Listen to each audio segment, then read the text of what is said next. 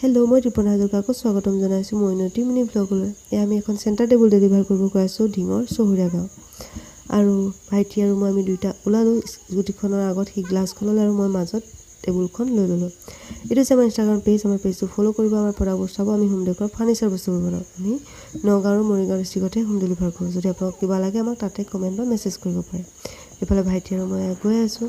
এইফালে ঢিং ৰোড পালোঁহি আৰু এইফালে চাবচোন বৰদোৱা গেট, এইফালে বৰদোৱা থানলৈ যায়।